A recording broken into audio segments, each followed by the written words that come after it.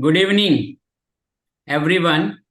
I am Chintan Shah, moderator of this webinar. We are delighted to welcome you all in the webinar being organized by Continuing Professional Education Committee of ICAI.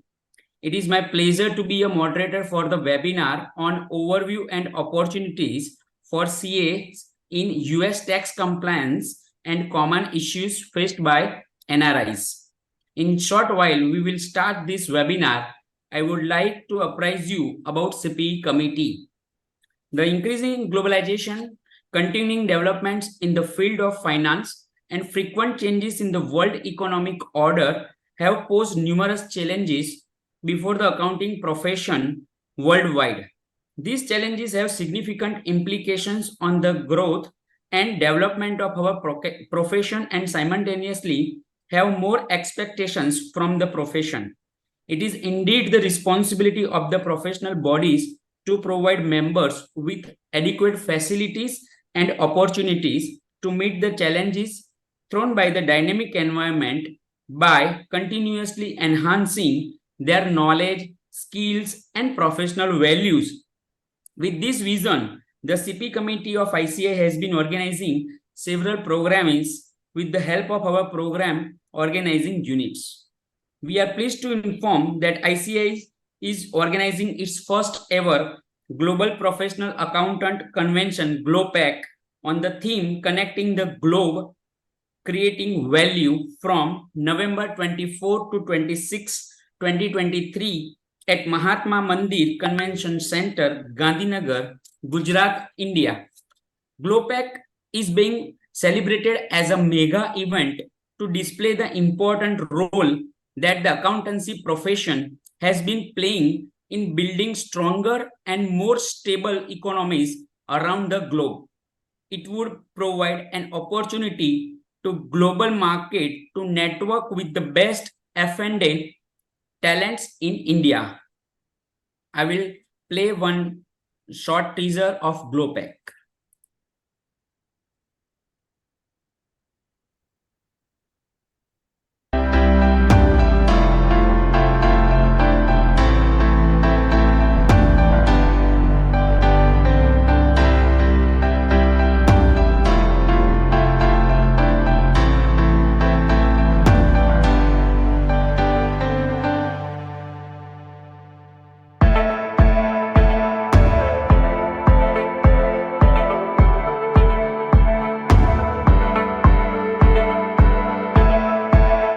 It gives me immense pleasure to announce that the Institute of Chartered Accountants of India has decided to organize its first ever Global Professional Accountants Convention, GloPAC, on the theme Connecting the Globe, Creating Value on November 24th to 26th, 2023 at the Mahatma Mandir, Gandhinagar in India.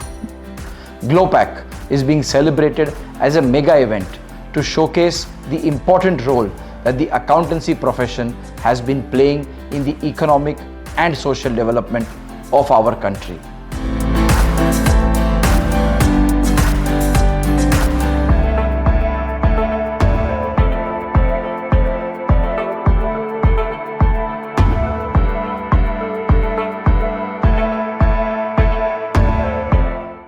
Globalization has made the world one village, and the services of chartered accountant are also available globally without any boundaries.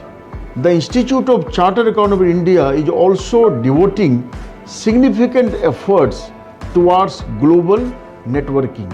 The convention shall be attended by more than 3,000 delegates from around 40 countries.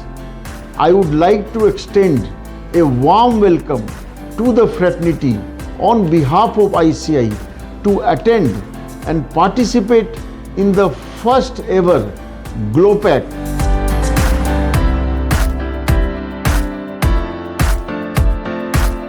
ICAI is geared up to welcome delegates from across the globe at the GloPAC.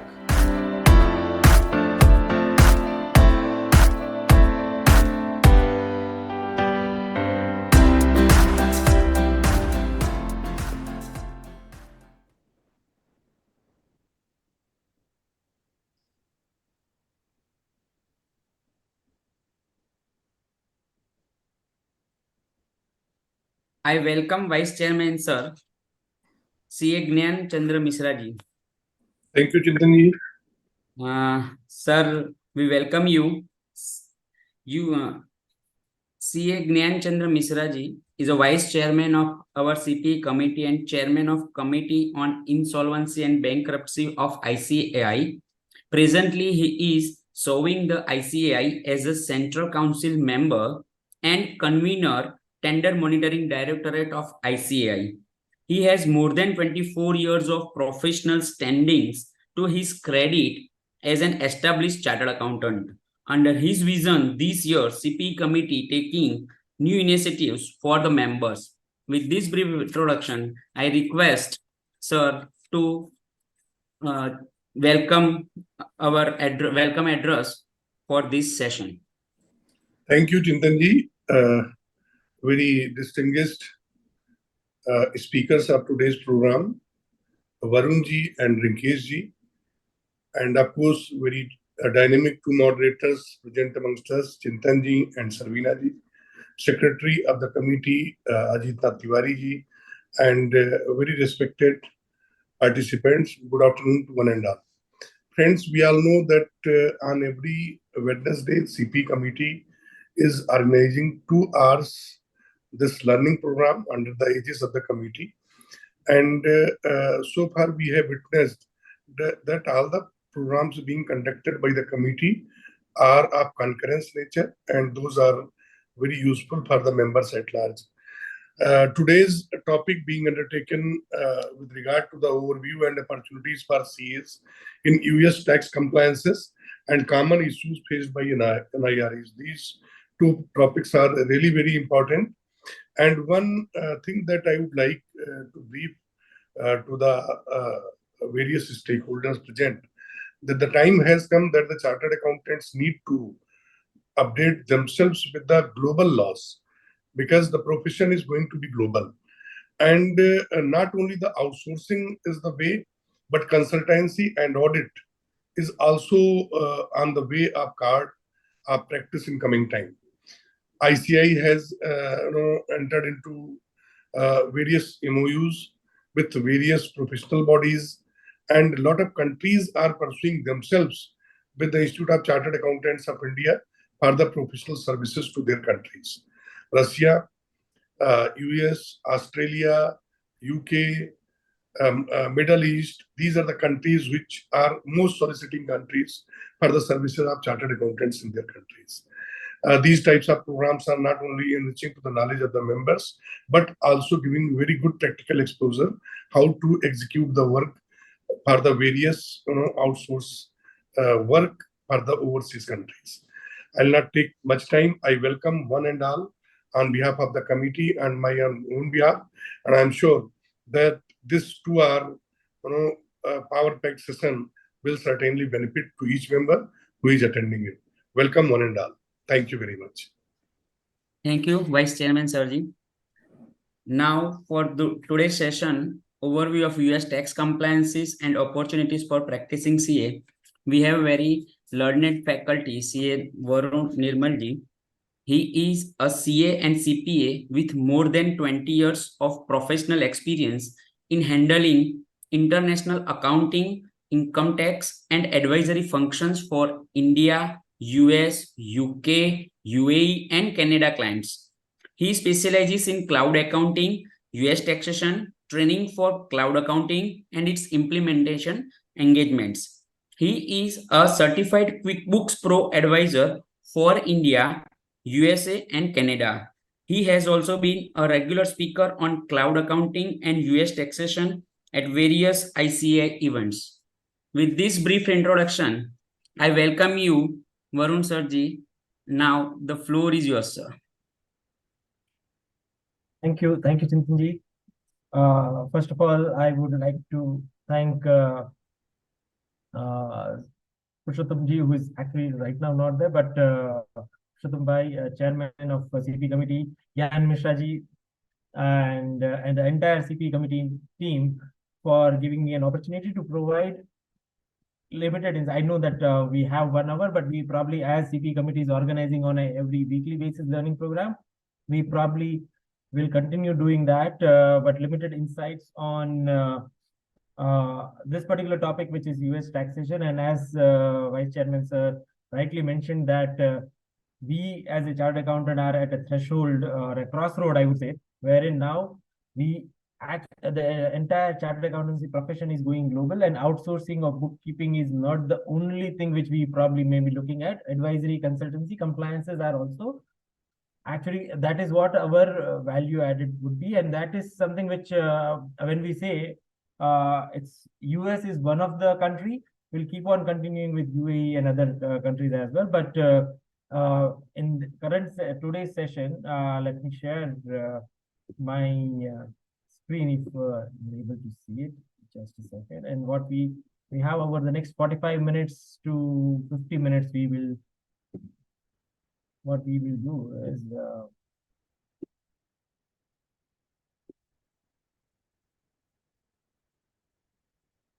hope everyone is able to see the screen.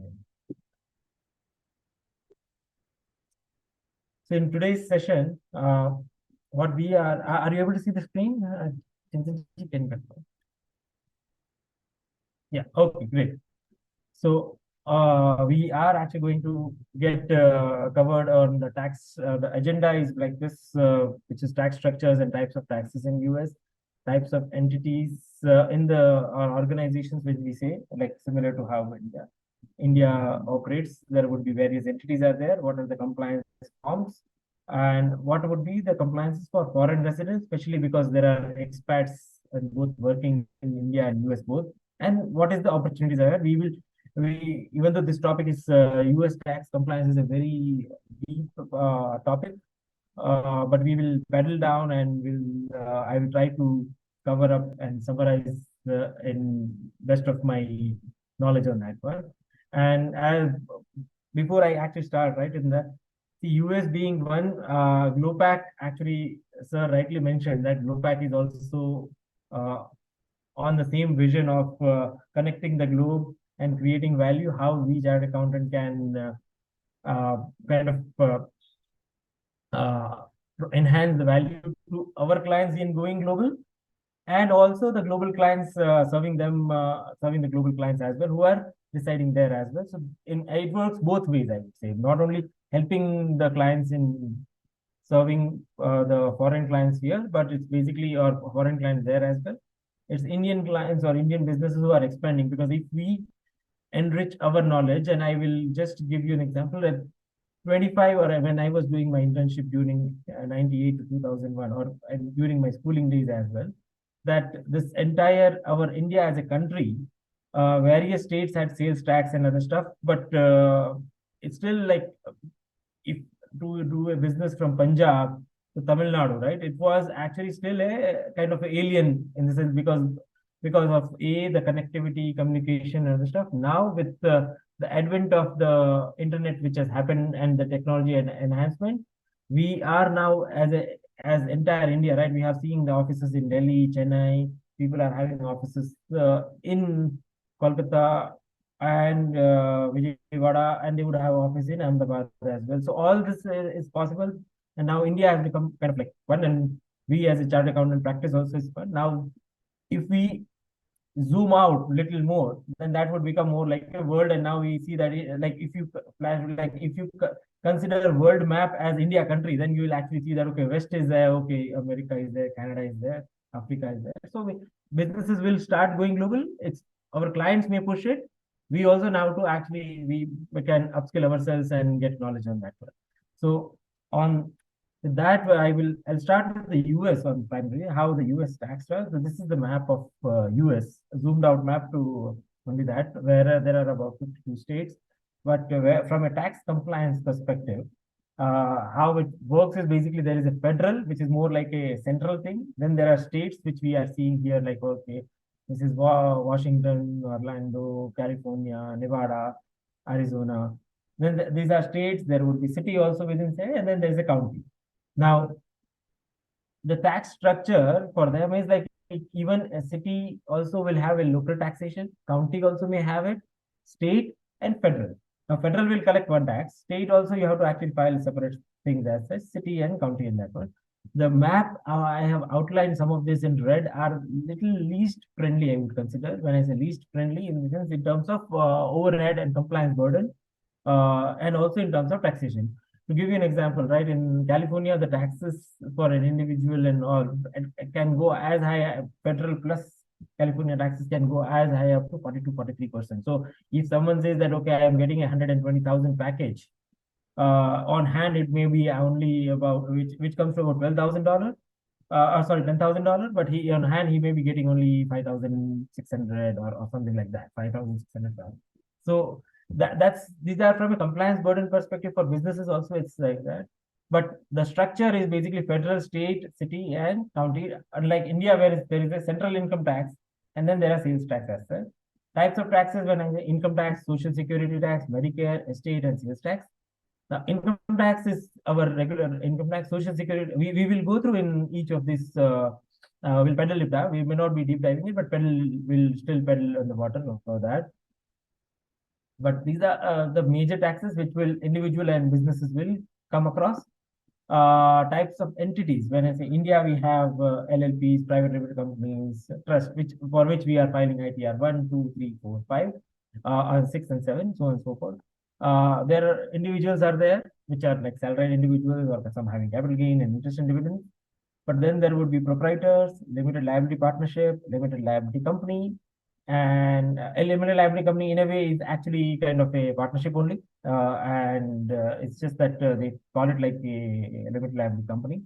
Corporations, you have like a private limited company, it's a corporation, but there is an option to choose for a small corporation wherein you can get the benefit of pass through. And estates and trust. And the rates of this varies from 10 to 37% for individuals, and then there would be state taxes would be separate, which is 0 to 15% depending on which state you are. New York, New Jersey, California. We will see that there are 7 states where there is no income tax. But here is one important thing which is slightly different from India. Status of individual taxpayers. You can file as an individual, which is single person. I as Varun Verma can file, but along with my wife can actually file married filing jointly return, or even if I'm married, I can file married filing separately. And head of household, consider this head of household is nothing but status kind of a karta who is actually heading the household, and it's more like it has they're not married, but they still there are dependents for them. So that is kind of the head of household. These are the filing status. Capital gain similar to India, 0, 15, and 20% comes in. And state tax, as I mentioned, right, 0 to 15%. But for corporation, there is a 21%. So if you are forming a company, then there is a 21% tax. But if you are actually forming a company and then you are actually like a local resident only, like a local citizen, if they are there, US citizen or so, then you are and having some their own ID, tax ID and all, then you have an option to choose small corporation. That becomes a S corporation. The S corporation is nothing but a small corporation. Regular corporation is a C corporation. Now, small corporation, there is no income tax. As they are a pass-through entity. So partnership and small corporations are like a pass-through entity where share of profit will be taxed at a shareholder level or a partner level and not at a business level.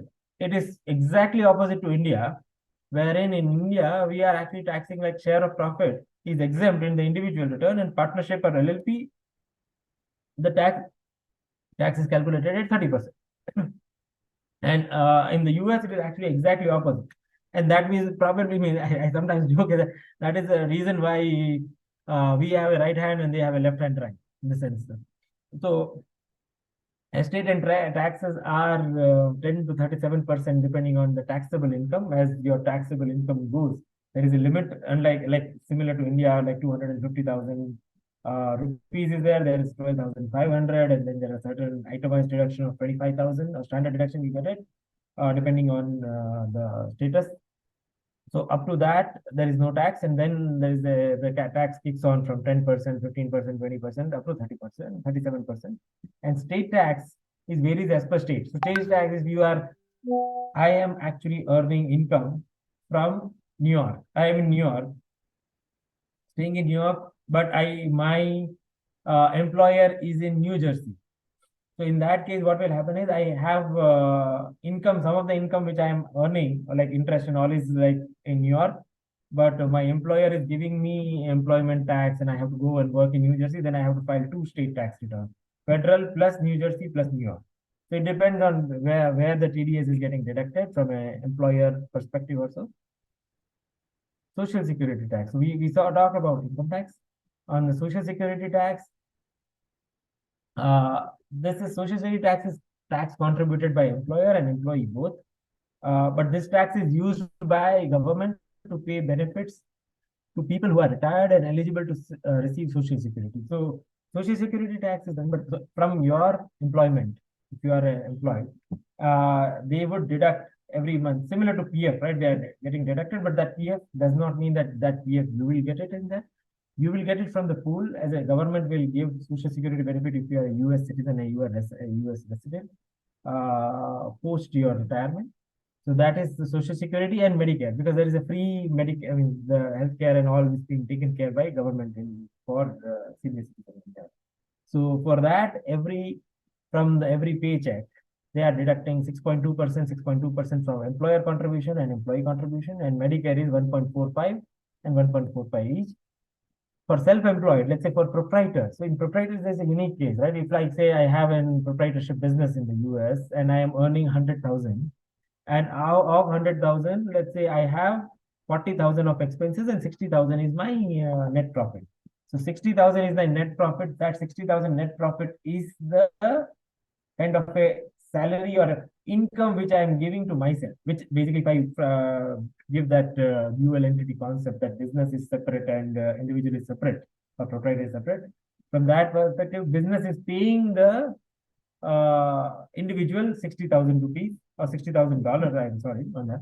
So in that $60,000, on that you have to deduct social security. That is called a self-employment tax. In that case, that is called a self-employment tax in case of proprietors. So social security tax and Medicare in case of people who are having just self-employed or a proprietary business, they call it like a self-employment tax. And estate and gift tax is charged at a state level and federal and state level both, and it is to be paid by estate, and it's on the event kicks on the death of or transfer of property at the death. And gift tax is levied on donor and charged at federal and some state levels as well. Some states has their own laws on that one. So here is also a difference here in gift tax. Here is like donee is going to pay it on the recipient. Here the people who are actually giving gifts is charged on that one. Now, there's one more important aspect of that one. So we covered income tax, social security tax, Medicare, and estate tax, and but sales tax. So sales tax, same map I zoomed in here, and if you see taxes on sale of goods or services, and it is a state-specific subject. Consider this an erstwhile GST thing, or in fact, I would say even before VAT came in, right, in that one. So where individually we had those sales tax department, each of the sales tax. So each of these, Texas has its own sales tax department, New Mexico has its own, Arizona has its own, Utah has its own, Colorado, and Kansas City. So this all would have their own taxes. Pennsylvania has 6%, so California has 8.25. So tax rates varies from 3 to 9%, and it is to be filed monthly or quarterly depending on sales tax payable or turnover. So that is all a state subject. Having said that, there's one more important thing is that on services, generally on all services, there is no sales tax primarily in US. Say for accounting services, right? As a CPA or we provide services there. There is no sales tax on that one. But for some of these, for software services also, SaaS, where subscription and all is there, there is no sales tax on few of these services like education or healthcare products or healthcare services. But on some of the services like subscription of accounting application or tax application, there is sales tax is there depending on which state you are actually in that one. So that sales tax for services is, as I said, right, sales tax is a state subject. So each state department or state tax, sales tax department, revenue secretary define their own rules for sales tax. Now, this topic is on that one, that what is the income tax on which jurisdiction? So India, it says that so in India we say that okay, you have to go on global. All the residents have to report global income. US also has a similar thing, wherein US citizens and residents, US citizen plus residents. Residents means people who are staying there for more than 180 days. They are actually residents there. So they are their income is they have to report global income. Foreign tax credit can be claimed based on the income tax treaties with various foreign countries, and non-resident people who are actually just purely staying there for maybe less than 180 days, or they are not staying in the US, they are just in India now. They are having some tax ID, but they may be, or India or in some other countries as well. It's just we happen to be in India, that's why the example comes up here. So wherever they are in the non-residents, they have to report only income accrued in the US, not the if provided they are actually showing the because their own tax countries they would be disclosing that, but non-resident as a rule they are not have to show income only means accrued in US they have to show. And income taxes charged on federal and state we have already discussed, but these are the 7 states: Texas, Florida, Nevada, Wyoming, South Dakota, Alaska, and Washington. So when we say these 7 states are where there is no state tax, state income tax is not there. So in those where there are no withholding taxes, nothing you have to pay as such. If you see this in the map, if I go saying right, so this Texas, Florida, if I can say Nevada, these are and Washington here on the west. So this Washington is where Seattle is, right? So there and South Dakota is there on central. So that these are the states where there is, and Alaska is somewhere in here. So there the state taxes are not there. Now taxation for various taxpayers. We have seen about what are the entities: individuals, partnerships, S corporation, C corporation, and estate interest. What is their income tax compliances? Income tax compliance is the annual tax return to be filed to report all the income. Partnership and LLCs, they also have to file, but this is an informational return. And small corporation, they have to actually, that is also a small corporation is a information return. And corporation is a regular income tax return, which would be charged at 21%. And estate tax also, they need to file an income tax return. The due dates for that, individuals is 15th April, because US follows a Jan to December calendar year as their year, which India is following from April to March. So 15th April is the deadline there. For partnership and LLC, it's 15th March. For small corporation, also 15th March. Remember, these two are informational return, while corporation is a regular return, and estate interest is also 15th April only. And the form which is need to be filed for individual is 1040 NR. So 1040 NR, 1040 EZ is nothing but our 1040 EZ is like consider this as a SAR return, IDR 1. 1040 is a regular IDR 2. IDR 2 or 3, if I have to put it like 3. And 1040 NR is also like for only for non-residents, which is there. But this form, along with wherever they are, so if you are having income from, say, if you are having business, let's say, for example, I will give you an example of a S corporation or an LLC doing business in, maybe they are having business in like 7 or 8 states. So if they are having 7 and 8 states, they will file this informational return of that one for 7 states, and the income individual is also the share of profit is coming for each of these states apart from federal. So individual will also file federal plus 7 state return. They will file it each of the states because they have to report it in if there is New York, New Jersey, Colorado, California, wherever they are. Business the income is received, you have to report it that. Corporation is a regular 1120 tax return, and estate tax is 10401 plus respective tax return is there. And the dates are 15th April, 15th March and 15th April are the regular dates, but you can apply for a 6 months automatic extension on filing for filing. Remember, the extension is for filing and not for late payment. You have to make the tax payment if there is any due. Otherwise, there might be a whatever late filing interest and penalty would be due on that one. Now, I'll just go through over the what are the forms over the income tax forms. But before going into the income tax form, let me cover what is this particular SSN and FEIN, because in the income tax form, in you may find for any of the US tax forms also, this is SSN would be there, FEIN would be there. What is SSN, FEIN? SSN is a tax identification number for individuals. It's similar to PAN.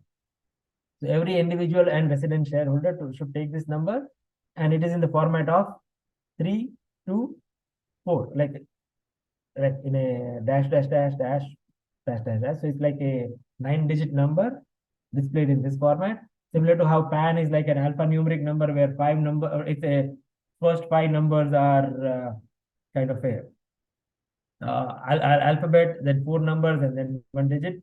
For companies, there might be a separate identifier as well. Similar to this, in the tax identification number is a social security number is a tax identification number. It's like a PAN number for each of the individual. And federal employer identification number, which is called FEIN. It is for partnership and businesses and corporations. It's like PAN for business. So registered business has to take it, and it is in the format of 2 and 7. It's like a 9-digit number, but displayed in like a 2 and 7. Now, what is 1040? 1040 form, which we saw how 1040 forms is, what are the forms for individual, what are forms for partnership, LLC also. So 1040 form is the annual income tax return form to be filed by each individual resident. So it's an income tax, annual income tax form, ITR 2, 3. Consider ITR 1, 2, and 3. That is the form for every US citizen and resident should file, irrespective of whether should file whether US citizen should file irrespective income is accrued or not, while non-resident will file only income accrued in US. And the key parts of the form, right? If I put it if I break down this form, it's like it would be part 1 is your individual information, which contains your social security number, name, address, and phone number and other stuff.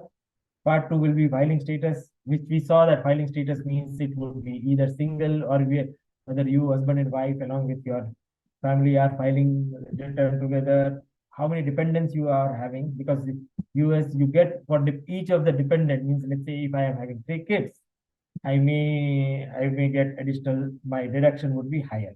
My standard exemption or standard deduction would be higher. Income, salary. So part 4 is income. Income is similar to how the sources of India works, like salary, interest, dividend. It's just that interest and dividends are actually treated separately. In India, we put it all in other sources, but there it is actually put it in interest and dividend are separately, capital gain, rental income also. From there are deductions. Considering the earlier erstwhile era, we had deduction, and then there was a rebate under Section 88. Obviously, many of the fresh CAs may not relate, but since I did my articleship during 98 to 2000, there was a deduction and then there was a rebate as well, and you can take either of that.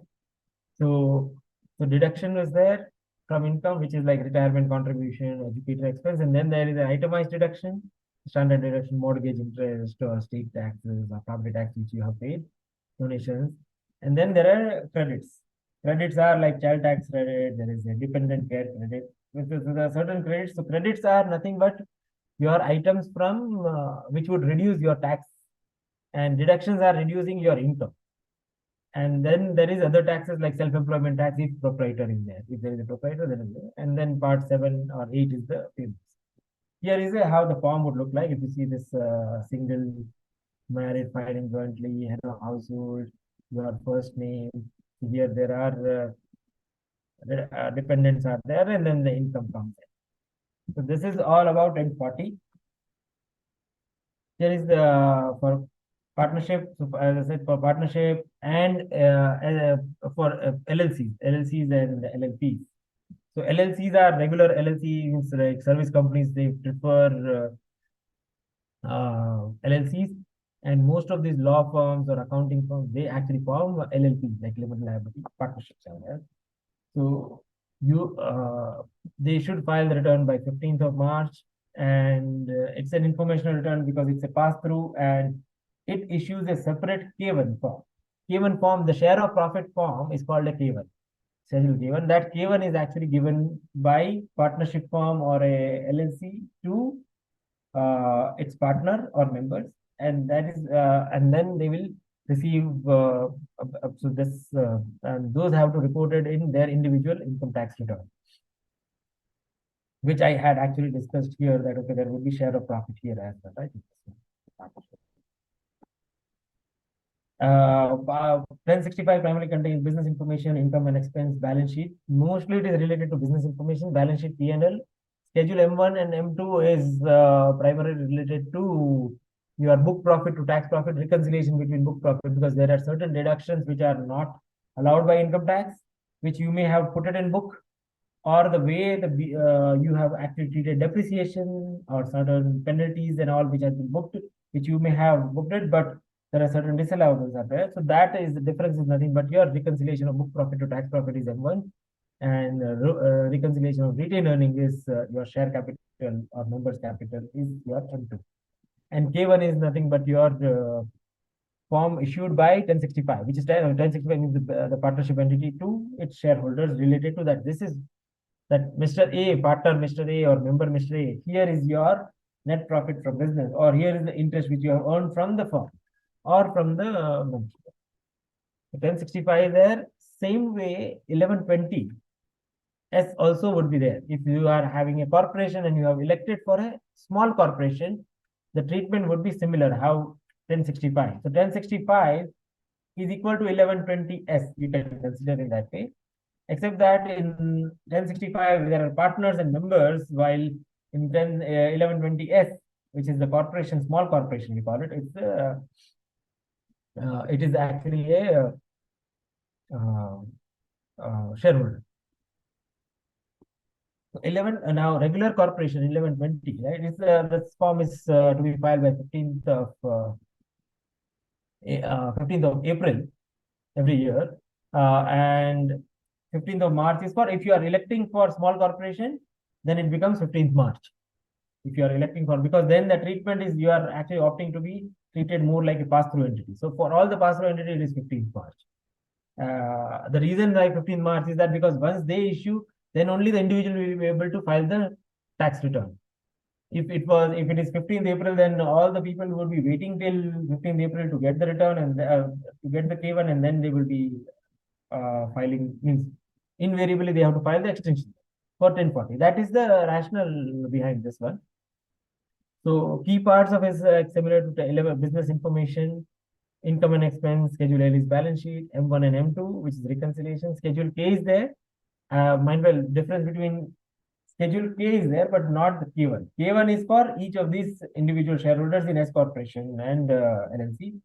But here is only just Schedule K is nothing but what is the each of the shareholders. It's more like earnings, and there are earnings of various buckets. If there is investment income, there is a of entire shareholders, all the shareholders combined. So this is a typical 1120 form. There are other tax forms which are there. W2. W2 reports salaries and wages of an employee. 1099 interest reports interest is interest, dividend. 1099B for capital gain. 1099R for retirement income. Miscellaneous is there. 1040S, 42S is which is your foreign persons US source is there, which is subject to tax holding. So first is you can consider this form. First is like form 16. The remaining are form 16A with various sections like 192D or 194J, C or J1 or 195E. So those are these are various 16A form. W9 form for which is request for US person's social security. It's actually a social or employer identification number is similar to you can consider like form 13 which we are filing, form 13. And here is also W8 Ben is also kind of a request. It's like a non-TDS certificate, like no TDS certificate which we file, form 15 and form 13. So that is the information which we have it. And if you are having a non-resident person, right, non-resident as a shareholder, which primarily would be the case for many of the case, maybe for a common case, maybe in share corporation and LLCs, there you can get the number, the US number application of ITIN. That's W7 is the form for ITIN. For a S corporation, a foreign person cannot become a shareholder in a so let me play it back. So basically, you can form a corporation. Any person in the world from anywhere can form a corporation in the US and can form a LLC in the US. But if you have to form a corporation, if you have to elect it as a S corporation, then you have to have a resident shareholder should be there, which essentially means that any person who is a non-resident may not be able to opt for a S corporation. These are just the W2 form, how it looks like wages, what is the withholding, social security tax. We have seen social security wages and social security tax, Medicare tax, and then there are other 401k plan, which are retirement plans are there. But the information which contains is that employer identification number, employer name, first name, employer and employee's name, and then here is the state where state information is there. Similarly, we have 1099 interest.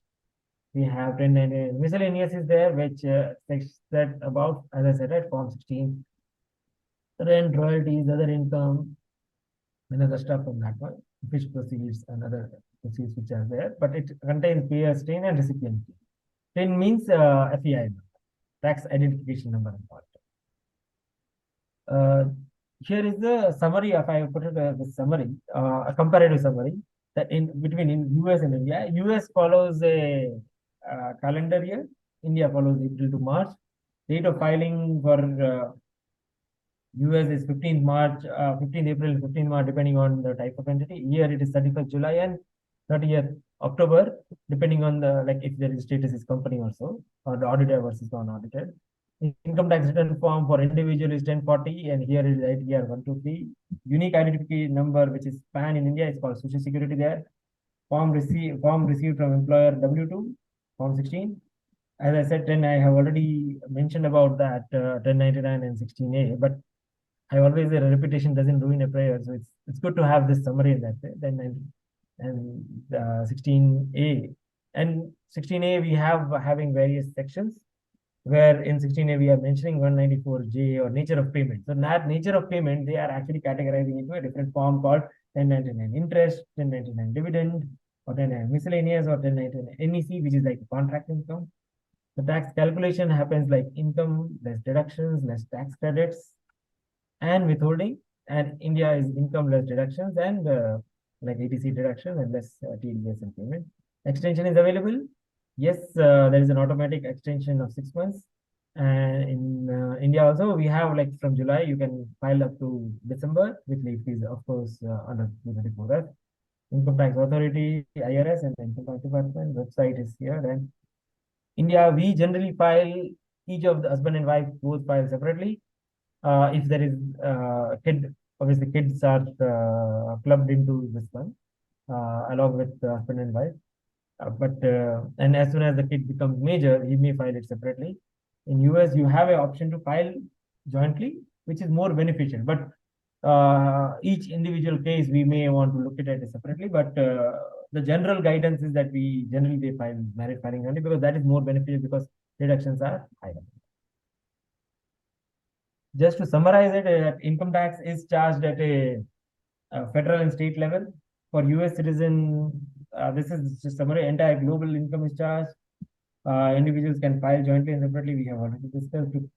Proprietor will file business return with their personal capacity, and corporation can be opt for as a small corporation if you are having a resident shareholders. And partnership and small corporation returns are a pass-through entity. Corporation tax is 21%. Capital gain tax ranges from 0 to 22%. Sales tax is the state levy. We have discussed that. And social security is the tax for paying benefits on retirement. It's taxed at 6.2% on salary or self-employed income in case of as a self-employment tax in case of proprietorship. and US citizens and residents have to report foreign bank and investment held separately, which our next slide is covering in that one, which says tax compliance for foreign residents. So there are many people in the US who are having their who are domiciled or they are origin from different countries and all. So for foreign residents, they need to report FBAR, a form called FBAR. FBAR is it's a short form, but it's called Foreign Bank Account Reporting. It has to be reported to Treasury, Department of Treasury, and not to the income tax department there, but it has to be a separate site only, a Treasury site, which is there.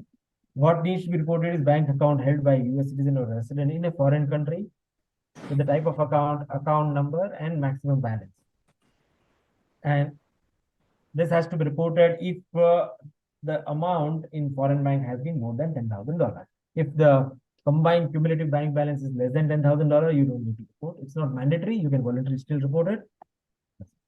And here is one more thing which many of the US residents are now, many of them are still not aware. I would say they were not aware about it, which they sometimes ignore reporting it, which is basically with the rise of, and this is more for people who are domiciled or people of Indian origin as well, that passive foreign investment compliance, which is called PFIC.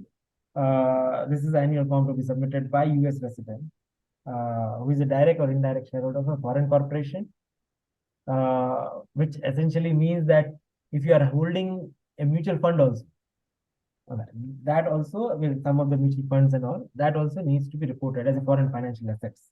That also needs to be reported. What is a realized gain, unrealized gain? And due date of filing is 15th April. Of course, you can have along with your income tax return. So that covers on the foreign side. These are few things, but to summarize, we had actually summarized it here. But this slide summarizes everything. Of course, I will have shared to the CP committee team as well. And so this is the summary, and this is the comparison side where we have the main difference we have to actually understand is primarily from the documents with the source document for any of the 1040 or this return would be W299, 1099. And for a corporation, it would be primarily profit loss balance sheet, which we need to incorporate. And then there would be a booklet to tax and other stuff would be there, reconciliation. Now, when I say opportunities ahead for, and which is actually even in our GloPack also, we are aiming at the theme of Global Connect. So now there are the types of services which are happening in India, or which can happen in, which we generally do as well, is incorporation services from India to US. Can we incorporate? Yes, we as Chartered Accountants firmly believe can incorporate it, and we should take up that. And their corresponding secretarial compliances, because when we incorporate, we will incorporate either in Delaware or Wyoming or California, wherever it is. But then there would be corresponding, because when we are incorporating a company, that means we are incorporating like an ROC, and then there would be certain annual reporting like MGT7. Then there is we call it like KYC and annual reporting, and all this needs to be filed. So that secretarial compliances we will discuss in a separate topic. But these are two other services, but the area which we actually are happening, most of the work right now is happening between bookkeeping services and accounting and reporting. This is where major work is happening. But individual tax returns, business tax returns, and reviews and audit, as we move up in the value chain, and I firmly believe we as a chartered accountant are technology also, with the technology backing and with the global theme as well in mind, we actually can move up in the value chain by doing all the compliances part as well for business tax returns and individual tax returns, and going into reviews and audit as well. When I say reviews and audit is not mandatory in US, but it is only an internal kind of audit, or it's more like unless and until asked for, like say bank may ask for some review, like certified financials or audited financials, then in that case the audit will come in. But moving up in the value chain, I would say that tax compliance is the big opportunity, and even in the reporting, because what I see is that bookkeeping and accounting is the main work done. But reporting, when I say reporting has been started, the work is being done, but the compliances and reviews is the big opportunity. And if I move further, right, partnering, as we say, connecting our GloPack team, right, connecting the globe and creating value, we can actually connect with the CPA, and why not we partner with them, as say institute is, as at an institute level, is also shaking hands with us. In future, we will have opportunity to merge hands with CPAs as well, CPA firms there. So CPA partnership, that would be our next phase of growth, wherein it would be win-win for both. It may not be only for us. It would be uh, just a second. It would be for them as well, because there are many countries, like say people from a company from Germany is actually, or a company from Germany is struggling to get incorporated in India with their parent. Just I had a meeting in the morning only. So similarly, there would be compliances from India to German compliances. We actually can collaborate that way. So it would be, future would be a partnership of a global accountant and techno accountant. That is, I would say that is what I believe in that. With that, I think we have still 3-4 minutes left, but that is what I wanted to cover, the opportunities on that. And Chintanji, the questions, should we take it at the end of the session, or we can take right now? Yes, we have not received any questions till now. Okay, so we can yes, we can take the questions at the end then. Yeah, please. Welcome, CA Purushottam Khandelwal Sirji. Thank you, Chintan bhai. Thank you. Always smiling face. We have our chairman of CP committee.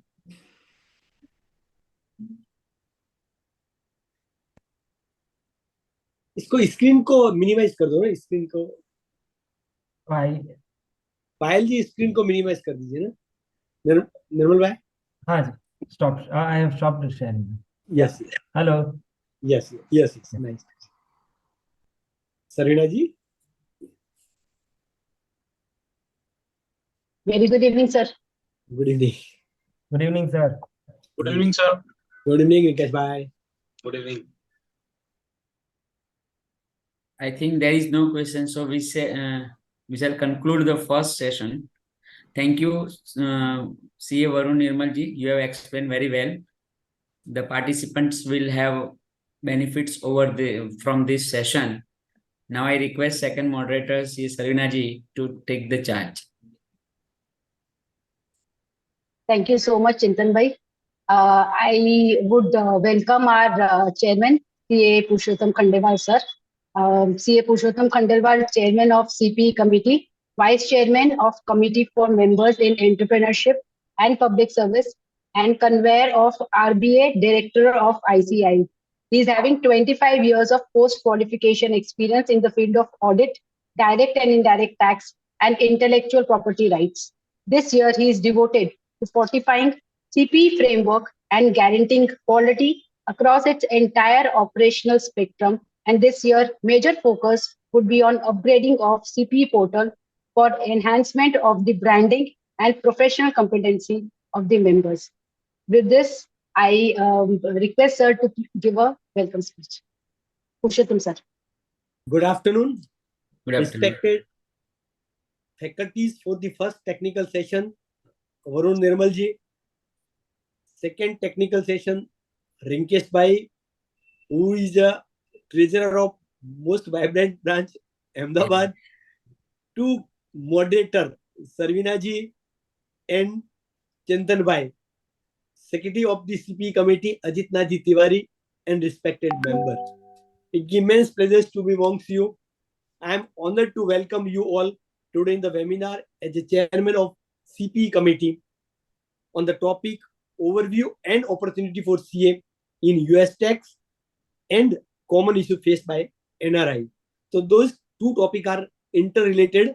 One's on the US taxation and other is on the NRI problem faced by NRI. Recently, the Rinkesh bhai has written a book on the problem faced by NRI, recently launched by the president of ICI, Aniket Talaji at Ahmedabad. My congratulations and compliment to Rinkesh Bhai for doing a wonderful job for the helping NRI.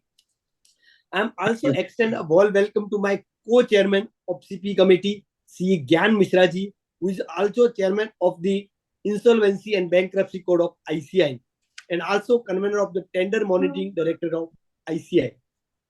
I am extremely delighted to welcome our eminent faculty for today. As we gather here on this platform, I am reminded that the profound impact that the accounting profession has on our economics, business, and society. A chartered accountant are not just a financial expert, they are a strategy partner, trust advisor, and champion of the transparency and accountability. They help shape the financial health and sustainability of the organization and nation, and their contributions are indispensable. During today's webinar, we will be discussing on the chartered accountant being one of the most allied profession, not only India but abroad as well, which make it a favorable career choice. As a matter of fact, any country has its own set of law and regulation which need to be studied behaves to the work of said country. In the United Nations of America, tax is imposed on the both federal and state level. Today, we have already overview the compliance of requirement with the US taxation. Afterward, we will discuss the major problems faced by NRI while investing in India, like investment restriction, minimum diversification, digital asset, unawareness of the legal rights, double taxation, lack of professional advice, and financial discrimination. This webinar is one of the platform and opportunity to gain knowledge. So I encourage all of you to actively engage in the today's webinar and ask questions after the compliance of the feedback. So I will not take up much time. I hand over charge to the Sarvina ji for taking it further. Thank you so much. Thank you so much, sir. I extend my warm welcome to our second faculty. The topic is the common difficulties faced by the non-resident Indians. Faculty for the session is CA Rinkesh Shah. He has addressed more than 200 seminars at various forums. He has also presented various papers at various forums of ICI on the topic like IND AS, IFRS, ICD, taxation matters, etc. He is also a group member of Financial Review Reporting Group set by the FRRB ICI since 2014. He is currently elected as the Managing Committee member of our Ahmedabad branch of WIRC of ICI for the tenure 2022 to 2025, and also as a treasurer for the financial year 2023-24. With this, I welcome sir to take us to the topic. Thank you, madam. Sarvina madam, thank you. First of all, thanks for the presence of chairman of this committee, CA Purushottam sir, energetic chairman. Ever CCM I have seen who has such kind of energy, always ready to have the creativity and keen to pass the knowledge to the members. If you see the programs conducted by the CPE every Wednesday, he bring the faculty from all over the globe for the betterment of the fraternity. So I must compliment chairperson sir for the same. I also welcome my co-speaker Varun sir as well as coordinator Chintan bhai. Thanks a lot for inviting me. So now I'm starting my session. Before going further, hope my screen is visible. Yes, sir. Yeah, is my screen is visible? Yeah. Okay, so today I am invited to discuss about the common issues faced by the NRIs. So there are two kind of major stuff to discuss on this part. First part is that which kind of issues are faced by NRIs as far as the respective country is concerned. And another point is that what kind of common issues faced by the NRI in the India itself. So the CP committee has given me 1 hour, so I cannot cover both the aspect because the other aspect depends on the country specific, like USA or UK or the UAE, whatever may be the case. So today I have tried to give the idea about the common issues which are faced by the NRIs in India. And yes, again, I can also give some of the answers if somebody is asking the question. For example, I saw the questions that the PPF account is to be reported in FBAR or not in US. Yes, certainly, but that I can give the answer on that. Yes, that has to be reported in FBAR if the limit of the reporting requirement is given in the FBAR and that account is the only part, then there is no need to report if that amount is less than that FBAR requirement. Otherwise, yes, we have to disclose if you are a green card holder or your global income has to be reported in the FBAR. So now going further for my presentation, common issues faced by NRIs. Today the session is conducted by the CPE committee of ICI. More than I think 300 participants have joined. I'm trying to cover, or I'm not given in the depth because sir already mentioned that in my book I have covered more than 500 questions relating to the NRIs, which the issues they are facing nowadays. But to cover few issues in 1 hour session, I have covered few topics and few questions relating to those topics. First is residential status issue, return of income issue, banking transaction, investment and inheritance. So these are the issues generally faced by the NRI. So now the point is that whether other issues are there, answer is yes. Other issues are also there, which has to be covered by the NRI, which has to be there for the NRI. But my point is that can we discuss that in detail? Answer is yes. Once the time will permit, definitely we are going to discuss. So now I am discussing few questions about the residency status. So before going to the residency status, let us understand by the term NRI. What do you mean by term NRI? Non resident Indian हम बोलते हैं कई बार, जो India में नहीं रहते हैं उन लोगों को that we are calling them as a non resident Indian. But what is the actual legal term for the NRI? So NRI means non-resident Indian having Indian passport plus person of origin means resident Indians holding foreign passport.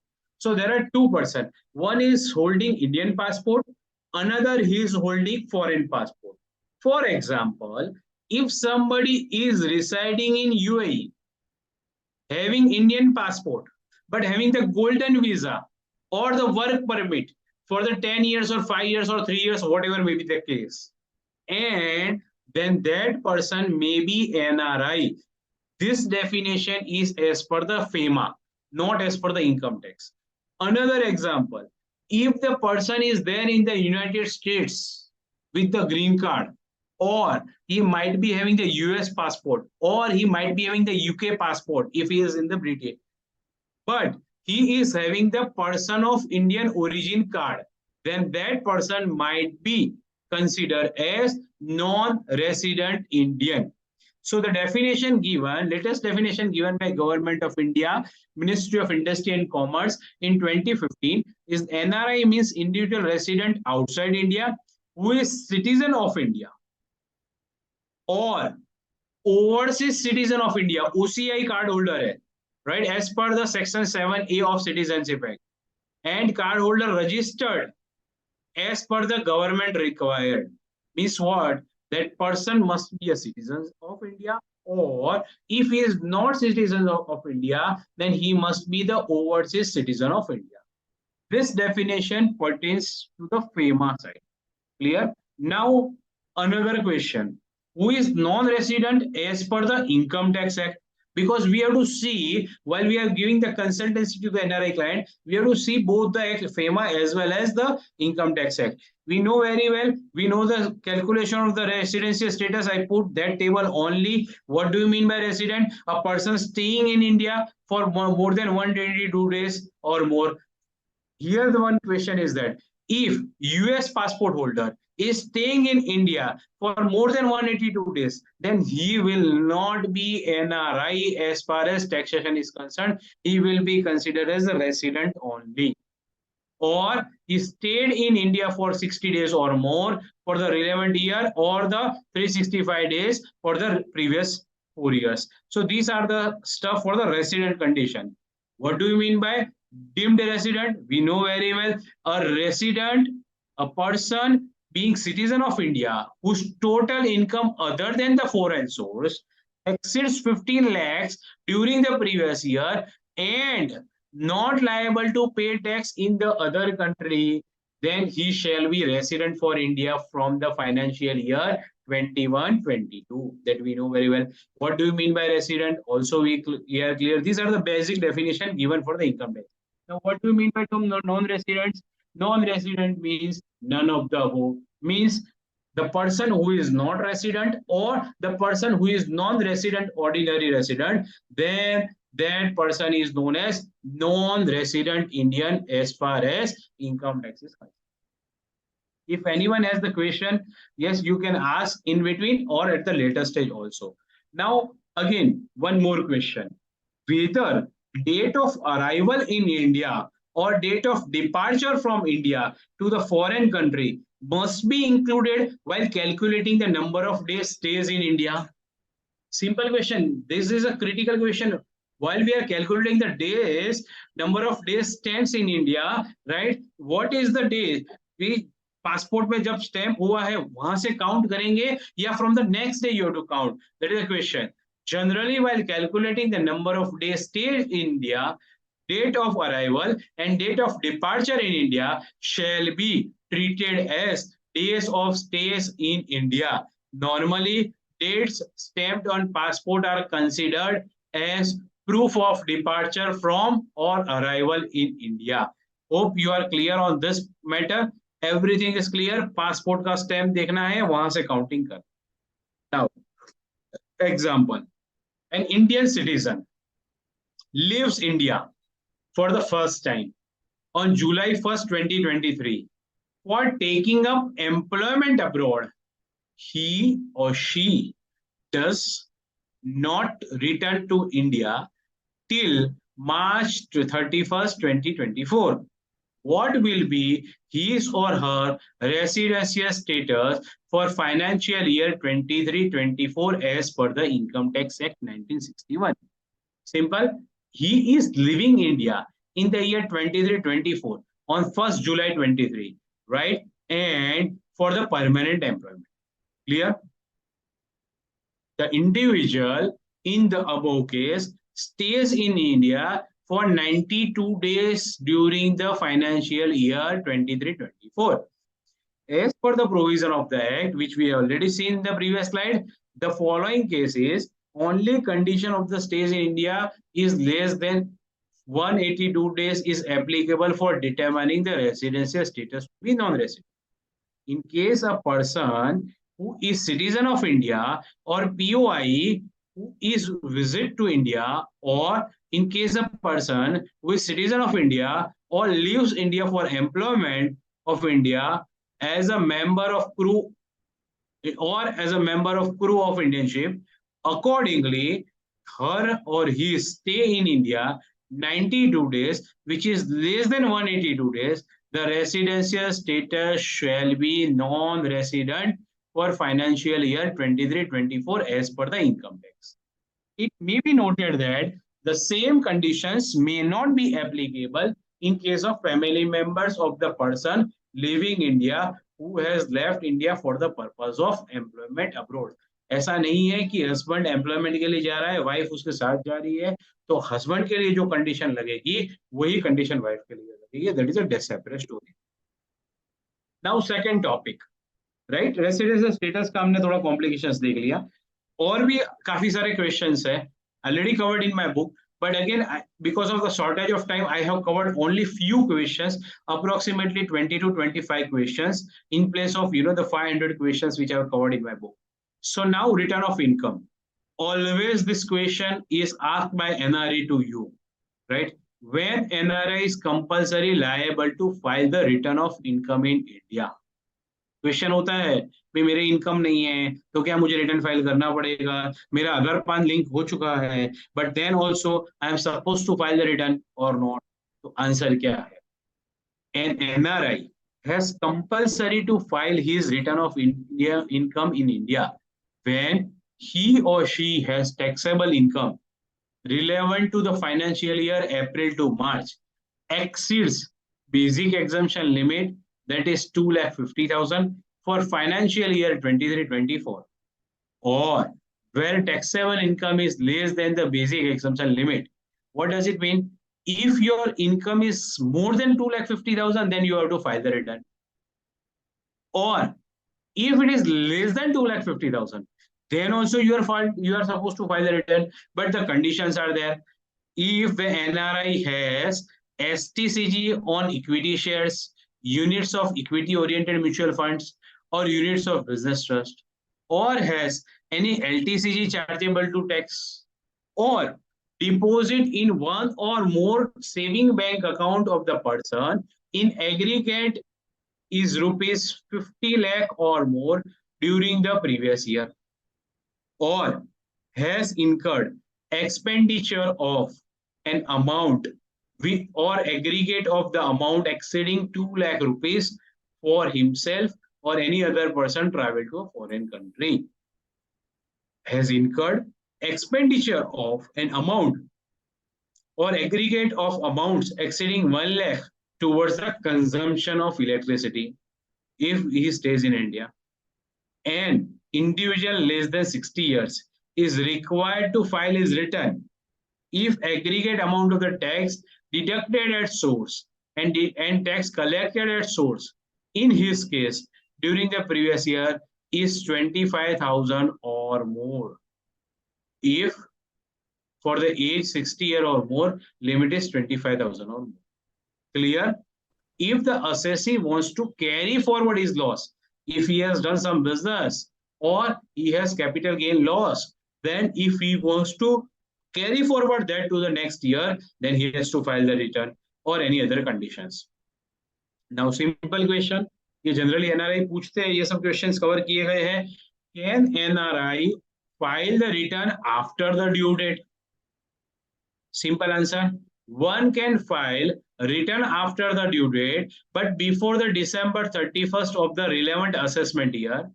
However, late fees as per section 234F of rupees 5,000 of the Income Tax Act 1961 to be paid if the taxable amount is exceeding 5 lakh or otherwise 1,000 has to be paid as a late filing fee. It is a simple rule. Why I am taking this kind of questions? Because we may be having the answers for the resident, but however, in such situation, there is no difference between resident and non-resident. So both the answers are same. Clear? Okay. Whether NRI can revise the return previously filed by him? Answer is yes. An individual discovers any omission or wrong statement in return previously filed, he or she may file the revised return. Simple, which we know by 31st December of the assessment year. Whether, this is very, very important, NRIs and foreigners are asking the question, whether the foreign assets are required to be disclosed in return of income by NRI. Are we supposed to disclose? Answer is no. NRI is not required to submit details of the foreign assets owned by him while filing the return of income. That is applicable only for the resident individual as far as income tax revenue is concerned. What happens if you don't file return in India? We have gone through the presentation where it is compulsory for NRI to file the return in India. But if the NRI is not filing, if he is fitting into the above criteria, but if he is not filing the return, right, what happens? What kind of repercussions will be there? One, non-filing of ITR can lead to open the assessment from IT department up to the next 3 financial year. We know very well if your income file the return, then assessment can be done. Do NRI have to pay advance tax? This is very critical because NRI does not have any idea about the advance tax, and that's why they are ending with paying heavy interest to the government. Yes, if the tax liability exceeds rupees 10,000 in the financial year,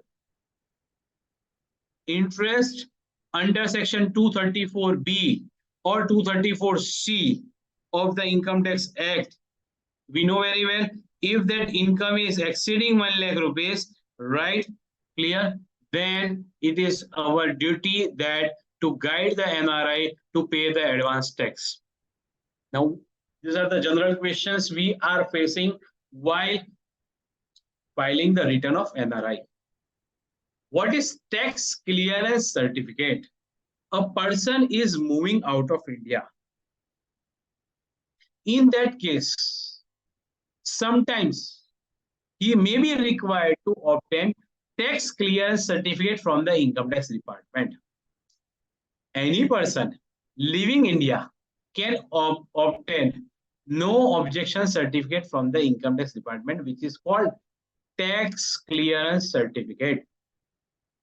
The person domiciled in India, leaving India, the relevant information needs to be furnished to the tax authorities in form number 31, which is a self-declaration by the outbound expatriates that includes his her details such as PAN, passport details, purpose of visit outside India, and estimated period of stay outside India.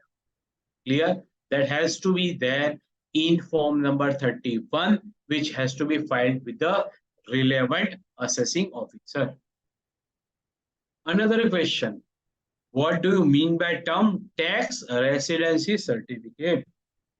Which is one of the good question where generally we require tax residency certificate while filing the return of NRI. While claiming for the various tax paid in his respective countries. Section 90 subsection 4 and Section 98 subsection 4 of the Income Tax Act provide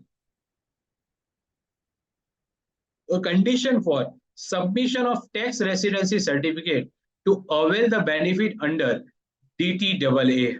The certificate would have to be obtained from revenue authorities of the host country. Please note that where the entire prescribed information is not captured in TRC, Form 10F would be required to be filed separately. Simple है. क्या बोला? फिर से I'm repeating the point. ये कौन सा question है? This is regarding to the tax residency certificate. That has to be obtained from the respective country where that NRI is residing. Section 90 subsection 4 and Section 90A subsection 4 of the Income Tax Act provide a condition for submission of tax residency certificate to avail the benefit under DTAA. The certificate would have to be obtained from a revenue authorities of the host country. Please note that whether the entire prescribed information is not captured in the TRC, Form 10F is also required to be filed separately. Now, NRI is supposed to link Aadhaar and PAN. This is very complicated. And once you have linked, I'm not going into those questions, but recently I got one point. Aadhaar and PAN was linked by NRI. Now that NRI wanted to update his PAN detail, and in that case, first of all, his Aadhaar has to be updated. So he has to delink that Aadhaar and PAN. And after that, he has to update his Aadhaar detail. And then he has to update his PAN detail. And then he has to relink again. So that kind of issue faced by NRI as on date. My question here is differing. NRI is compulsory to link the Aadhaar and PAN. Provision of section 139AA shall not apply. I'm repeating, shall not apply to an individual who does not possess the Aadhaar number or the enrollment ID, is residing in state of Assam, Jammu Kashmir and Meghalaya, and non-resident Indian as per the Income Tax Act, specifically given exemption under section 139A, of the age of 8 years or more at any time, age of 80 years or more at any time during the previous year. 80 years से भी ज्यादा है तो भी आधार पान link करने की जरूरत नहीं है. That is a different story. Let us focus on this section as far as non-resident is concerned. Specifically बोला हुआ है, if you do not have Aadhaar, then there is no need to link. But if you have the Aadhaar, then it is supposed to be. Right? Will the NRI's income be subject to the tax deduction even if it is below the exemption limit? ये भी question होता है. कई बार क्या होता है कि NRI का TDS कट जाता है. NRI is asking the question, but my income is below exemption limit, then why the TDS has been deducted? It should not be deducted. I am not supposed to pay any tax. Then why that guy has deducted the TDS?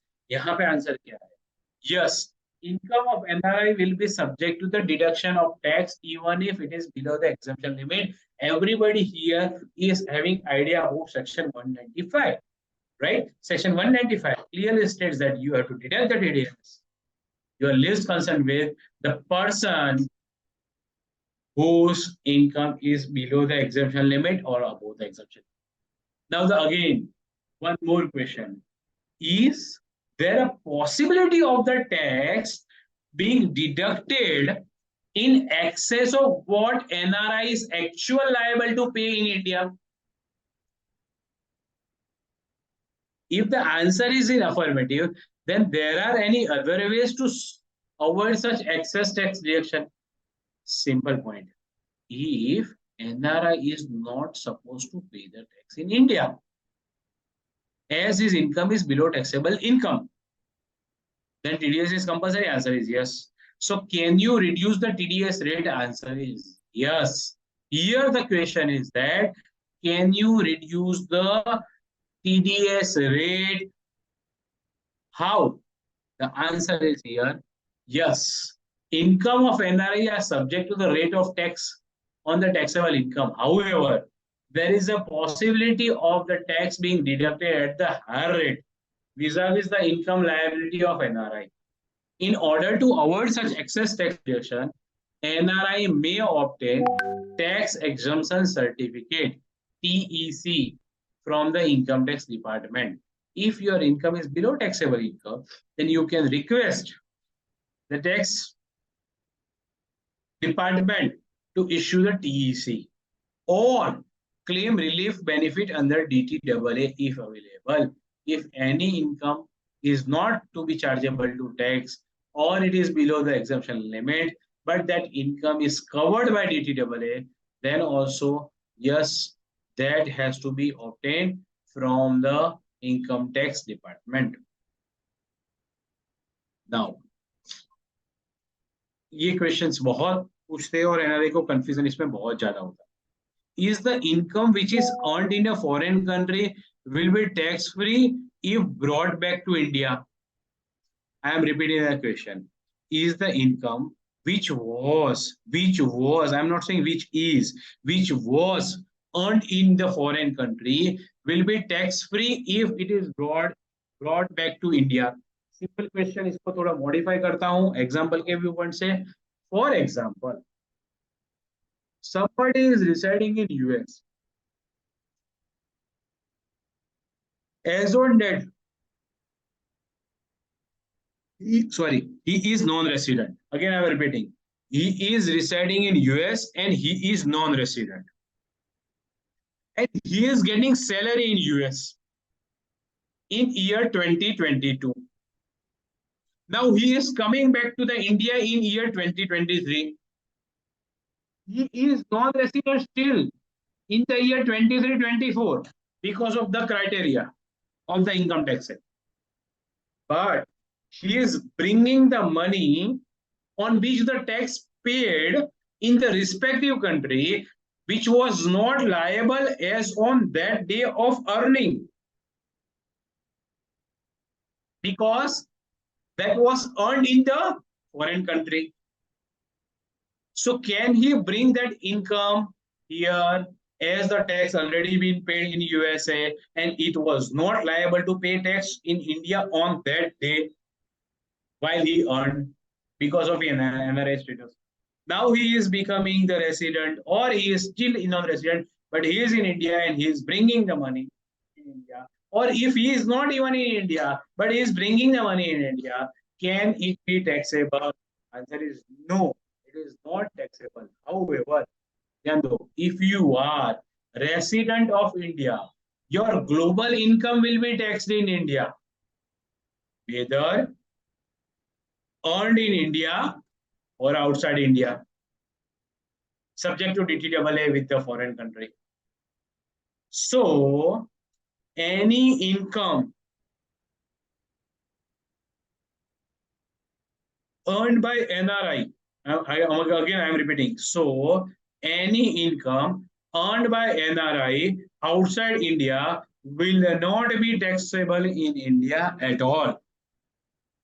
Clear? Right? So सिर्फ उसको रिपार्टिएट करते हो तो वो taxable नहीं है, unless जब income earn हुई थी तब वो टैक्सेबल होती, तो उसको टैक्स उसी टाइम करना है. अभी वो टैक्सेबल उस टाइम नहीं थी, अभी वो सिर्फ मनी रिपार्टिएट कर रहा है, then there is no need to have a. Yes. Are there any tax saving advantages in NRI mutual funds? Yes, we know very well. Yes, as NRI, you can save the taxes by investing in the mutual fund. Investing in equity linked saving scheme, ELSS, you might have heard, can help you to save the tax by providing you the benefit of exemption under Section 80C. Simple question है. Now, total 4 topics we have to cover. जो मैंने आगे index में बोला था, एक था residential status, दूसरा था return of income. Both the topics I have covered. Again, I have more questions on this, but due to limitation on the time, I have covered only few questions. You can ask me at later on. I will share my contact you later on. You can take from my contact details, and you can ask me on the email or the call about your other questions pertains to the residential status or the return of income.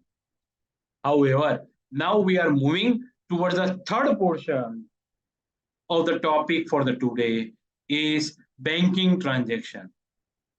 So what are the major accounts that can be opened in India by non-resident? कौन से account open हो सकते हैं?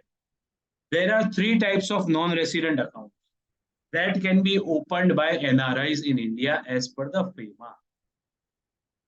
As per Schedule 1, non-resident external rupee account, which is commonly known as NRE account, non-resident external rupee account, which is generally in foreign denomination account.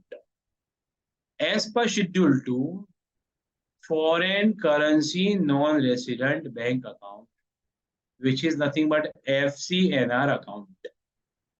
As per Schedule 3, non-resident ordinary rupee account, that is NRO, non-resident Indian, so non-resident ordinary account, NRO account. So there are 3 types of accounts: NRE, FCNR, and third is NRO account. Clear? Now, major question generally asked by the people: can NRE account be held jointly? Means what? Can 2 NRI have one joint NRO account or NRE account? Answer is yes. Can one non-resident, because क्या हुआ, son migrated to US, father still in India, now son want to open his NRE account in India, Can he keep his father as a joint account holder? Hope you got my question. एक ही question को मैंने 3 question में divide कर दिया. If his father is a resident Indian and he is a non-resident Indian, now you are opening a non-resident NRI account or NRE account. Can his father be the joint account holder in the NRE account? Yes. It can be held jointly in the names of 2 or more NRIs or PIOs. NRI or POI can hold jointly with resident relative on former or survival basis. Relative की definition यहाँ पे Companies Act में जो दी है वो लेने की है. The resident relative can operate the account as a power of attorney holder during the lifetime of the NRI or the PIO account holder. Yes, so 3 point आए. First point, NRI account can be held by 2 NRI jointly. Answer is yes. NRE account can be held jointly by NRE with the resident Indian. Answer is yes. Condition apply that resident Indian must be your relative as per the Companies Act 2023, 2021. Sorry, 2013. Third point. The resident relative can operate the account even by power of attorney. मतलब there is no need to have a joint account. Yes, you can give power of attorney. Again, that was for the NRE account. Now we are going for the NRO account. Can it be held jointly? Yes, it can be held jointly in the names of 2 or more NRIs or PIOs. NRIs or PIOs can hold jointly with a resident on former or survival basis. What does this mean? Simple point. ध्यान देना है यहाँ पे. Simple point है. NRI can have joint account with the resident as far as NRO account is concerned. Here the definition of relative is not given. Means what? If you want to have the joint account with joint account of NRI, I am repeating my point. If the joint account of NRE, the NRE account jointly can be held by non-resident and resident, yes, but that resident must be a relative of non-resident. But NRO account can be held jointly with the resident by non-resident Indian. But यहाँ पे resident के लिए companies act वाला relative नहीं चाहिए. He should be a normal resident only. Now simple question. काफी सारे advisers होते हैं, वो बोलते हैं कि आपके एनआरओ अकाउंट में पैसा पड़ा है उसके सामने लोन ले लो, या एनआरई अकाउंट में पैसा पड़ा है उसके सामने लोन ले लो. Loan against the balance in NRO account is available for NRI in India. ध्यान देना. Loans against deposit can be granted in India to the account holder or third party subject to the usual names and the margin requirement. The loan amount cannot be used for relending, carrying on agriculture or plantation activity or investment in real estate. क्या बोला हुआ है? Simple yes. NRO account में से आप उसके ऊपर loan ले सकते हो.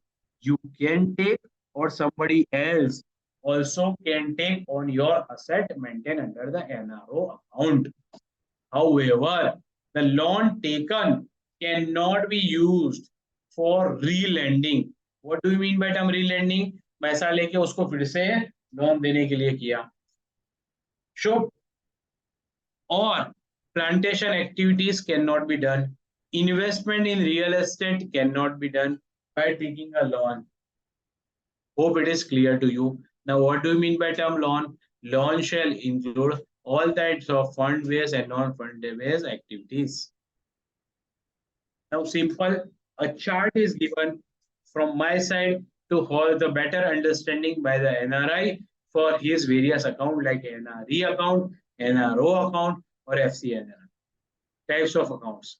What can be the NRE account types? It may be a saving account, it may be a current account, it may be a recurring account, it may be a deposit account. Similarly, NRO types कौन से हो सकते हैं NRO accounts के? Saving account, current account, recurring account, or deposit account. Hope it is clear to you. FCNR, term deposits only. So FCNR cannot have saving account.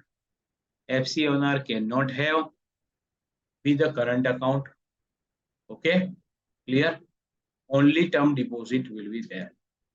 Currency account, Indian rupees, any convertible dimension. Period of fixed deposit NRE में 1 से 3 साल तक कर सकते हैं. FCNR में भी 1 से 5 साल तक कर सकते हैं, लेकिन NRO में पीरियड ऑफ फिक्स डिपॉजिट का कोई क्राइटेरिया नहीं है. You can have for number of days, number of years, number of months, whatever may be the case. Permissible internal transfer, NRE to FCNR, आप कभी भी पैसा ट्रांसफर कर सकते हो. NRO की फ्रेंडशिप अच्छी है बाकी के दोनों के साथ. NRO से NRO ट्रांसफर करना हो, NRO से NRE करना है, तो भी आप ट्रांसफर कर सकते हो.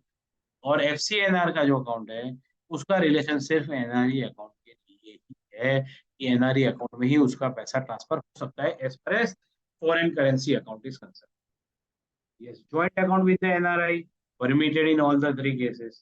Joint account with the Indian resident permitted with the specific relative definition. What does it mean? NRE account can be jointly with the resident, right? Similarly, NRO account and FCNR account. However, he has to take the permission. Clear? Right? Okay, अब point क्या है? कौन कौन सी जगह का tax लगेगा, कौन से अकाउंट का इनकम जो है वो टैक्सेबल होगा. Interest earn on NRE account tax free. Interest earn on NRO account taxable. Interest earn on FCNR non taxable. Interest repatriability freely interest जो है वो आप रिपार्टिएट कर सकते हो out of India. Yes, NRE account का fully repatriable, NRO का भी फुल्ली रिपार्टिएबल एंड एफसीएनआर का भी फुल्ली रिपार्टिएबल है. प्रिंसिपल रिपार्टिबिलिटी, इंटरेस्ट तो है लेकिन क्या प्रिंसिपल भी moved back to the respective country by the NRI? Answer is yes. It be NRE account और इट बी एनआरओ अकाउंट और it be FCNR account. Hope this chart is clear. This chart is giving brief idea about the whole structure as far as the various accounts are concerned. Other accounts are also there. Now we are moving towards the next chapter and the last chapter for the day, which is investment and inheritance. Can non-resident Indian and the overseas citizen of India acquire immovable property in India as inheritance? फिर से repeat करता हूँ, NRI है, OCA card भी है. Can acquire movable property in India as inheritance. Inheritance का कुछ भी ले सकते हो. Yes, NRI and OCI can acquire movable properties as immovable properties as inheritance of India of any person who has acquired it under the law in force or resident. Simple, right? Clear? Non resident Indian, यह simple है. Father का flat है, father expire हो चुके हैं या expiry की as पे है, तो सन फॉरेन से आता है, बोलता है कि ये फ्लैट मेरे नाम पे कर दो एज अ इनहेरिटेंस विल के हिसाब से. हो सकता है, उसमें कोई इश्यू नहीं है, लेकिन that will not be taxable. Clear? Okay. Now, can a resident continue to hold the immovable property outside India which was acquired by him when he was non-resident? बहुत बढ़िया क्वेश्चन है. रूटीन लाइफ में ये question आता ही आता है, लोग पूछते भी है. अगर हम बाहर से इंडिया में आ रहे हैं, then whether the immovable property held outside India, which was acquired by him when he was non-resident, can he continue to behave that property as resident once he become the resident? Simple, बच्चा रहता है New York में उसने flat लिया, अब वो वापस India आ रहा है, अब वापस इंडिया आ रहा है तो वो रेसिडेंट इंडियन बन गया है, तो can he hold that immovable property in London और New York, whatever it may be the case? According to section 6(4) of the FEMA, a person resident in India can hold, own, transfer, or invest any immovable property situated outside India if such property was acquired, held, or owned by him or her when she was resident outside India or inherited from the person outside India. Clear? Simple है कि भाई अगर उसने उस time bye की हुई है previously, then no need to report. Clear? No need to mention. Clear? Right? What are the different types of estate planning? Clear? What kind of estate planning? Different types of estate planning for the NRI. Yes. During the lifetime, yes, one of the planning is trust.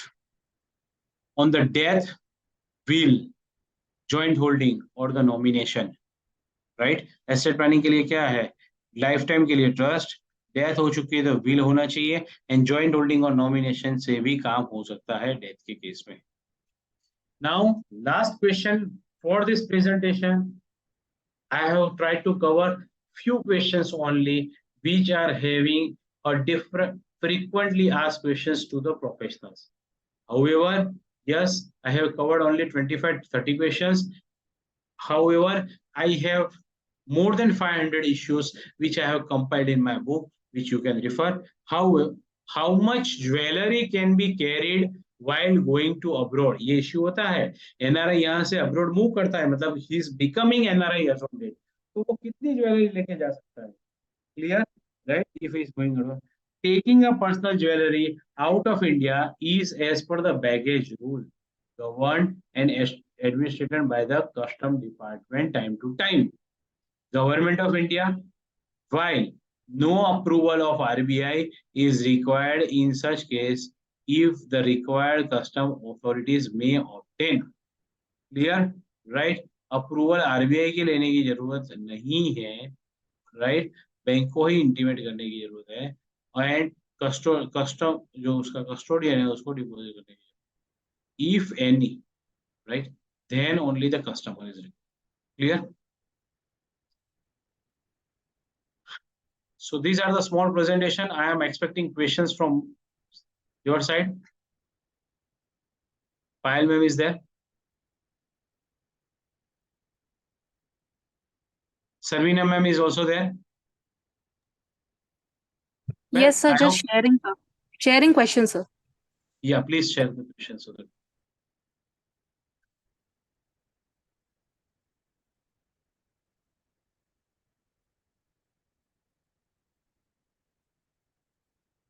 Just a second. Question है.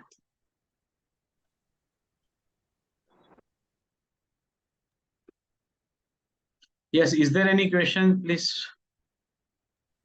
Yes, sir. There is question. Moderator will be sharing to you. I'm just sharing. Okay.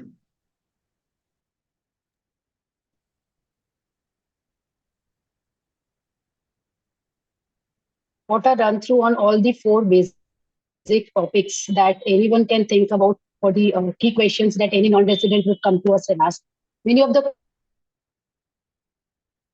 Sorry. questions as an individual, as a professional is all on the tip of the mind. But when a non-resident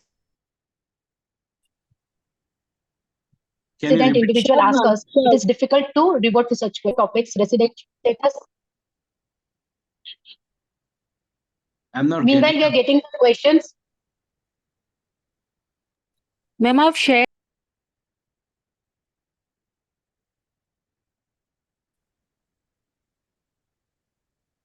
Yeah, well, the first question is my voice audible? The first question is it mandatory to convert all the existing saving account into a non-resident ordinary or non-resident external account when he is becoming a non-resident? Absolutely right. Yes, once you become the non-resident, as per the FEMA, as per the RBI requirement, it is compulsory to convert all the accounts held by you into the non-resident account. Might be NRE, NRO, whatever may be the case. Likewise, when the person returns back, will he get the accounts reconverted into Yes, a yes. normal account or a new separate account? Yes, yes. If he is coming back, then also he has to convert that non-resident NRE or NRO account to the normal account. Whether funds transferred from US to India on returning back to India permanently, on which taxes have been paid in US, is taxable in India. Sir You've ये already question taken a step. ये question मैंने cover कर दिया, मैं repeat करता हूँ ये question फिर से एग्जांपल के साथ ही बात करते हैं. अब वो अभी तक वो बंदा मतलब कि person was staying in India, sorry was staying in US up to 2022. He was earning over there, and up to 2022 his status was NRI as far as India is concerned. Now he is, whatever he earned in US, paid tax in US. He was not supposed to pay the tax in India for the respective year when he earned the income because he was non-resident. Now, can he bring that amount to India? That amount to India, answer is yes. But can it be taxable? Answer is no. Why? Because when he earned the income, he was non-resident. Tax liability comes when he is earning the income. So at the time of earning, he was non-resident and that income was sourced outside India. So there is no need to pay the tax on this by transferring the amount from US to India. The next question is interest earned in NRE account and FCNR account is not taxable while filing the IT return? मेरी slides में ही मैंने ये तो cover किया हुआ है. हाँ, yes. NRE account, hope slide is visible. Interest earned in NRE account not taxable in India. Interest earned on NRO account is taxable in India, and interest earned in FCNR account is not taxable in India. Hope this question is clear. What is the better method of investment by NRI in financial instruments? EFTs abroad, investment directly into stocks in India, or through Gift City? Sir, question is appropriate, but the point is that what kind of income he is looking into. Like investment, all the three options which you are given are wonderful investment. But the point is that what kind of income he is looking into and what kind of expectation he has, investment depends on that matters. The next question is the tax benefit only available through ELSS or other tax options available like ULIP insurance, etc.? ATC investments. Yes, ATC. My question, which I took, is that was specifically for the mutual fund. That's why, yes, ATC का जो भी deductions है, yes, मिलेगा. Whatever deductions is given in the ATC, it is available to the NRI also. Next question is what is the difference between TEC and LTDC? Can you repeat the question? I was speaking. What is the difference between TEC, tax exemption certificate, and LTDC, lower tax deduction certificate? Tax residency certificate and lower tax deduction certificate are different. TEC, tax exemption certificate, or LTDC? Yeah, tax exemption is zero tax, means lower tax में हम zero tax के लिए जो apply करते हैं, that is called tax exemption certificate, and form application both are same, but tax exemption is zero certificate, zero rate is tax exemption certificate, and tax lower tax deduction certificate is a different, where you are getting a lower tax. And tax clearance certificate is different. Tax clearance is once you have paid all the tax and you are migrating from India to outside India. NRI interested to start business in India through partnership. What are the possible challenges in opening the bank account? Yes, आपका question है can NRI invest in the partnership of India? Answer is yes. Now can he have the bank account in India? Answer is yes, as far as his own account is concerned. Now the question is that what kind of challenges you are facing while opening the partnership bank account? I think there is no limitations from opening the bank account of the partnership. Normal partnership KYC has to be given. However, the banker may ask you the apostrophe certified KYC of the respective country. That's it. There won't be any other issues. Yes, next question. Another question is, what should be taken care when it is the first year in which the resident goes out of India for future? If he is going outside India, first and foremost thing is that convert his bank account. If he is going permanently, then convert his or her bank account to the NRO or NRE account. First point. Second point, yes, as an advisor, yes, you can guide him based on his income, that whatever Indian source income is there as on date, if he is going to get that income as a continuing income, for example, he has fixed deposit which may going to be matured after 5 years or 6 years, so he is continually getting the interest on that. If he has shares, he might be getting a capital gain or might be getting a dividend on those shares, then that will be taxable in India, as the source of that income will be continuing in India. So that kind of discussion has to be done with the client in the middle. Yes. One of the slides mentioned the residential status being less than 92 days is a clear non-resident. But then in the situation, what would be the status of the other family members? Yes, मैंने वही slide में last line में लिखा हुआ था कि other members is a separate matter. If he is going for the employment लेकिन उसकी वाइफ भी उसके साथ जा रही है, that in that case wife के लिए तो अलग से कैलकुलेशन नॉर्मल ही होगा. एम्प्लॉयमेंट वाला केस वहां पे एप्लीकेबल नहीं होगा, उसके लिए तो 182 डेज का जो क्राइटेरिया है वो ही calculate.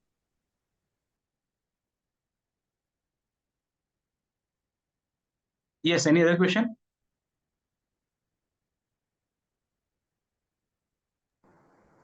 Ma'am?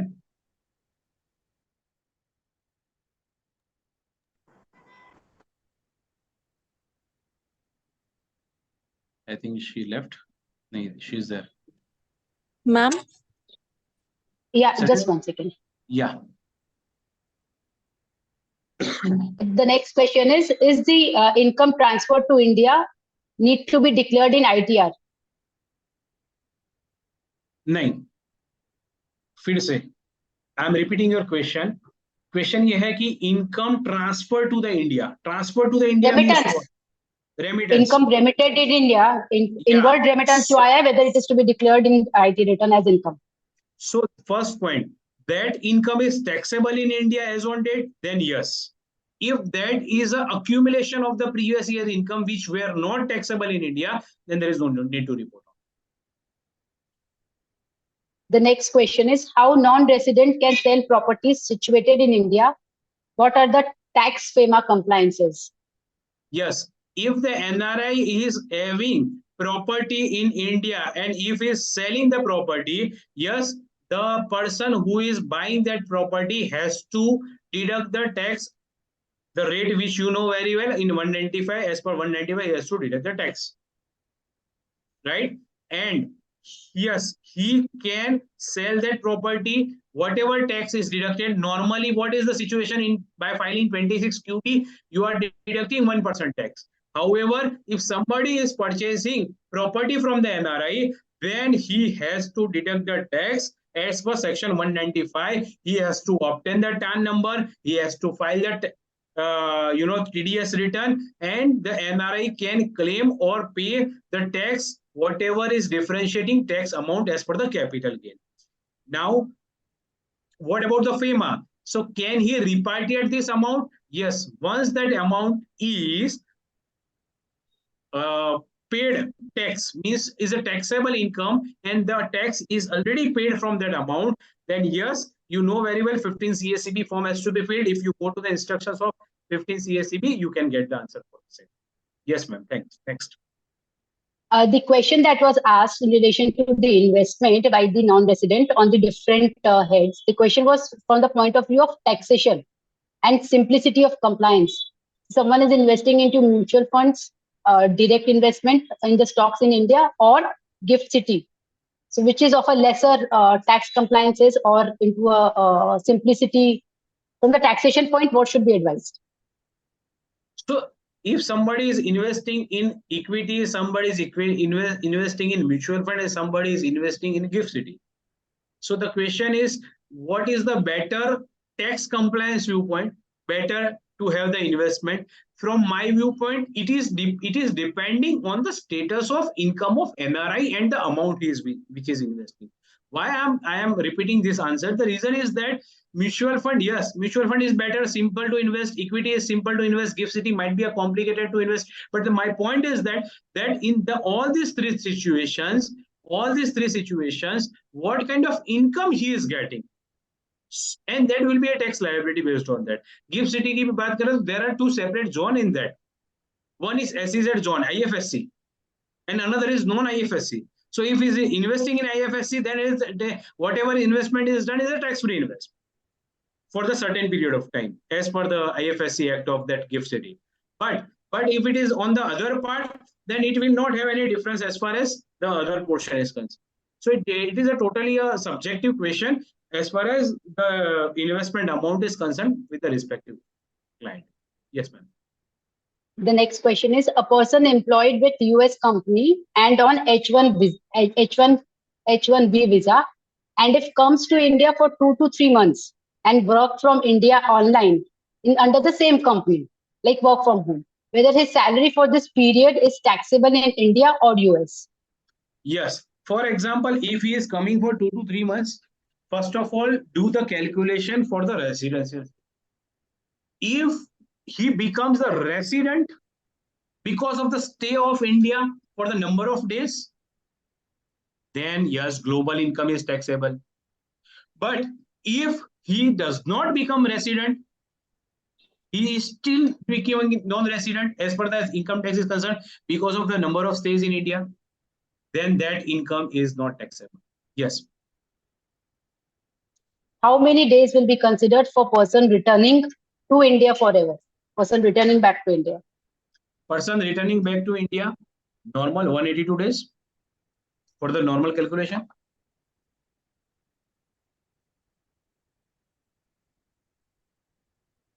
Any other questions, members? So these are the questions. Apart from all the FAQs that you have taken, there are so many newer questions that keep on to our mind with all the 4 key topics that you have taken on the residential status, return of income, banking transaction, investment and inheritance. I thank you on behalf of the CP. Yes, I really appreciate the participants who are asking this many questions. I really enjoyed the interactive sessions because this I that was beyond my expectation. The questions, number of the questions were beyond my expectation. So thanks a lot. And yes, again, you can refer more questions in the book, which it is there available on the screen. It is available on the Amazon. Yeah. Thank you, sir. Thank you, ma'am. We are closing the session now. Thank you. Thanks a lot. Thank you. Thank you.